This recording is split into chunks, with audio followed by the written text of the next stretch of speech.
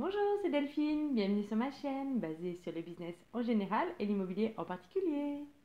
Alors aujourd'hui, nous allons voir comment investir à la campagne.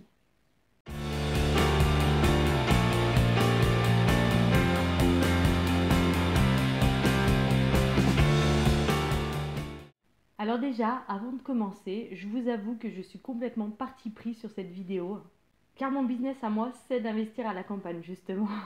J'adore ça et honnêtement, même à titre perso, vous me verrez rarement dans une ville de plus de 30 000 habitants. Alors je vous vois déjà venir les citatins qui me disent quoi 30 000 habitants c'est que dalle, c'est un village. Et bien sachez que pour moi, 30 000 habitants, c'est une ville. J'assume complètement mon statut de campagnarde et j'en suis plutôt fière. Donc voilà, maintenant que les bases sont posées, on va pouvoir commencer. La première chose à faire, regardez si l'endroit est attractif. Il faut qu'il y ait une grande ville pas loin, 45 minutes, 1 heure maximum. Mais il faut surtout qu'elle soit accessible assez rapidement, qu'il y ait l'autoroute par exemple. Il faut regarder s'il y a un bassin d'emploi à proximité, une zone touristique, pourquoi pas, un parc d'attractions par exemple, ou encore une centrale nucléaire. Il faut regarder les points forts qu'il y a dans le village ou la petite ville. Est-ce qu'il y a des supermarchés? Est-ce qu'il y a une supérette? Est-ce qu'il y a des médecins? Une boulangerie? Des services de proximité tels que la poste par exemple ou un service d'impôt? S'il y a des associations qui sont actives, il faut en fait vérifier que le village est dynamique et que ce n'est pas une cité dortoir. On étudie la démographie, si le nombre d'habitants est plutôt enclin à augmenter ou à diminuer. Donc bien évidemment, je vous conseille de choisir des villages où la démographie est ascendante. Donc pour se faire une idée précise, on regarde quand même sur plusieurs années. De toute façon, quand vous voyez que les villages commencent à ne plus avoir aucun service, même pas un bar d'ouvert, pas une boulangerie, etc., bon, on va peut-être éviter. Quand vous voyez qu'il y a déjà des services de proximité, etc., ça sent plutôt bon. On va en venir aux avantages d'investir à la campagne. Alors déjà, le prix est moins élevé qu'en ville. Alors bien évidemment, il en va de même pour les loyers. Ils sont moins élevés qu'en ville, mais la baisse, elle n'est pas aussi significative que sur l'achat. Donc forcément, on augmente notre cash flow parce que la rentabilité sera meilleure qu'un achat en ville. Alors bien évidemment, la rentabilité sera plus importante qu'en ville si on fait un bon achat, c'est-à-dire si on se crée la bonne affaire. On a déjà vu ça dans une vidéo précédente, je vous laisse aller la voir si ce n'est pas déjà le cas. Donc bien évidemment, on n'oublie pas de bien négocier son achat. L'avantage aussi qu'on a, c'est qu'on a moins de concurrence, parce que la plupart des investisseurs préfèrent investir en ville. Donc si en plus de tout ça, on vise les biens avec travaux, chose qu'évidemment on va faire, on a déjà vu ça aussi dans une vidéo précédente que je vous laisse aussi aller voir.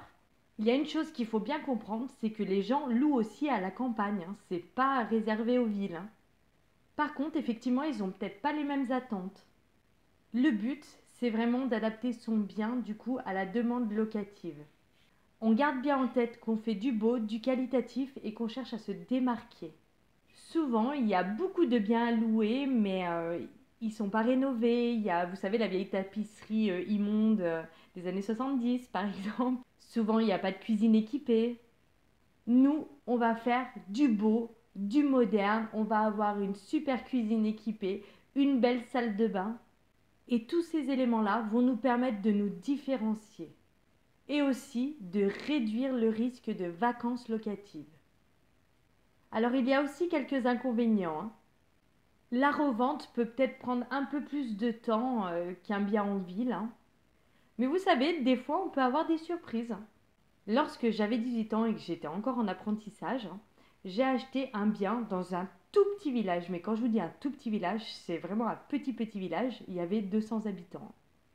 Avec la maison, j'avais 4 hectares de terrain répartis dans toute la commune en fait. Il y avait des parcelles de 1000 mètres carrés, des parcelles de 100 mètres carrés, enfin voilà, réparties un petit peu partout. Je l'avais acheté en fait dans le but de faire ma résidence principale. Donc à savoir qu'il y avait une partie de 50 mètres carrés habitables sur 2 niveaux, qui était totalement à refaire. Et puis en fait il y avait une partie sur l'arrière qui pouvait aussi être rénovée et on pouvait faire au moins 200 mètres carrés dedans, mais là le toit était carrément écroulé. C'est un bien que j'ai vraiment pas payé cher, hein. On était à 20 minutes d'une grande ville, donc une grande ville de mon point de vue évidemment, hein. Alors ce que j'ai fait dans ce bien, j'ai refait le toit et en fait c'est tout. Clairement, je me suis complètement découragée, j'ai juste refait le toit. Au final, je l'ai mise en vente et je me suis dit ça va mettre au moins des mois, voire des années à se vendre. Et bien là, surprise, figurez-vous que j'ai mis 3 mois à le vendre. Je l'ai revendu le double d'achat que je l'avais acheté. Par contre, j'ai dû laisser une parcelle de 1000 mètres carrés en plus pour éviter de baisser le prix de la maison. Parce que bien évidemment, la personne a cherché à négocier. Et donc, j'ai préféré inclure une parcelle de 1000 mètres carrés en plus à la maison plutôt que de baisser le prix. À l'heure d'aujourd'hui, je suis toujours propriétaire des terrains, hein. Et bon, il me rapporte pas grand chose parce qu'il y a des vaches dedans, mais bon, il me rapporte toujours une petite rente. Alors, c'est vraiment que dalle, hein. Je crois que c'est 200 € à l'année, hein. Mais bon, voilà, c'est toujours ça. Tout ça pour vous dire qu'il y a quand même des acheteurs à la campagne. Alors, c'est sûr, ils sont moins nombreux qu'en ville, mais il y a quand même des gens qui cherchent des biens à la campagne. Faut pas oublier qu'il y a quand même beaucoup de citadins qui cherchent aussi des résidences secondaires, hein. Donc ça permet d'avoir quand même des clients sous le coude. Alors j'espère vous avoir éclairé sur l'investissement à la campagne que j'affectionne particulièrement. C'est fini pour aujourd'hui. Je vous laisse me dire ce que vous en pensez en commentaire. N'hésitez pas à vous abonner à la chaîne, à mettre un petit pouce bleu. Et puis je vous dis à bientôt. Bye bye.